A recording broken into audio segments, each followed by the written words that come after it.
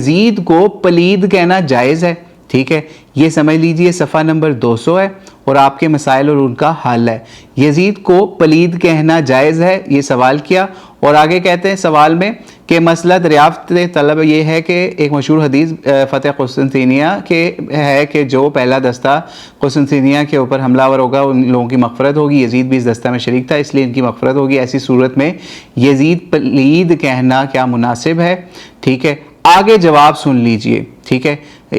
لمبا سوال تھا، آگے سمجھ لیجئے۔ یہ بھی سوال میں ہے کہ دوسرے کون جانتا ہے کہ یزید نے مرنے سے پہلے توبہ کر لی ہو؟ اللہ بہتر جانتا ہے۔ جب تک اس کا یقین نہ ہو جائے کہ فلاں کی موت کفر پر ہوئی تو اس کا کافر کہنا یا اس کو لعنت کرنا کیا صحیح ہوگا یا نہیں؟ جواب سنیے، کہتے ہیں یزید کو پلید اس کے کارناموں کی وجہ سے کہا جاتا ہے۔ حضرت حسین رضی اللہ عنہ کی شہادت، اہل مدینہ کا قتل عام اور کعبہ شریف پر سنگ باری اس کے 3 سالہ دور کے سیاہ کارنامے ہیں۔ یہ کہنا کہ ابن زیاد نے حضرت حسین کو قتل کیا لہٰذا اس کی کوئی ذمہ داری یزید پر عائد نہیں ہوتی، بالکل غلط ہے۔ ابن زیاد کو حضرت حسین رضی اللہ عنہ کا مقابلہ کرنے کے لیے ہی تو کوفہ کا گورنر بنایا تھا یزید نے، ٹھیک ہے۔ جہاں تک حدیث شریف میں مغفرت کی بشارت کا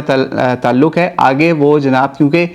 دیوبندیوں کا وہ مسلک ہے نا کہ چاہے جو مرضی ہو ظاہری طور پہ حدیث کے اوپر ہم نے تو مان لینا ہے، وہ آگے اس چیز کی کہہ رہے ہیں کہ جناب وہ جو حدیث ہے قسطنطنیہ والی اس کا مصداق جو ہے یزید کو بھی یہ مان رہے ہیں، ٹھیک ہے۔ یعنی ایسا بندہ، اچھا آگے سنیے ذرا، آگے کہتے ہیں جناب کہ مغفرت گناہگاروں کی ہی ہوتی ہے، اس لیے مغفرت اور گناہ میں کوئی تعارض نہیں۔ ہاں یزید کے کفر کا فتویٰ دینا اس پر مبنی ہے کہ اس کے خاتمے کا قطعی علم ہو،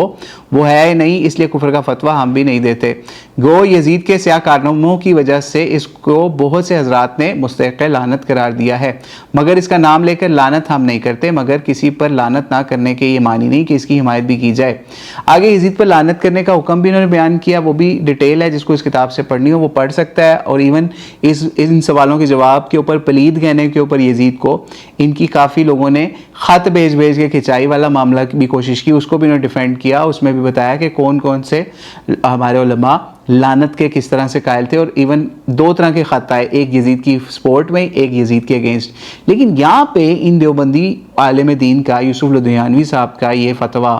جس کے اندر وہ یزید کو پلید بھی کہہ رہے ہیں، دوسری طرف اس کے اوپر مغفور اللہم والی بشارت بھی چسپا کرنے کی کوشش کریں، ان لوگوں کے دماغ کہاں جاتے ہیں کہ ایک طرف وہ بندہ جو ہے وہ پلید ہے، ٹھیک ہے، یزید پلید بھی ہے، دوسری طرف اس کی مغفرت والا بھی معاملہ، اس کے اوپر حدیث بھی چسپاں کی جا سکتی ہے، وہ بھی کہہ رہے ہیں۔ مطلب اب ہم اس کے اوپر کیا کہیں، ان کو ہم اب نہیں ہے زندہ، نہیں تو ہم ان کو مل کے کہتے کہ بھائی کچھ سوچو، یہ کام نہ کرو کہ ایک طرف اس کو پلید لکھ رہے ہو یزید کو، کیونکہ ان کے کابر نے اس کو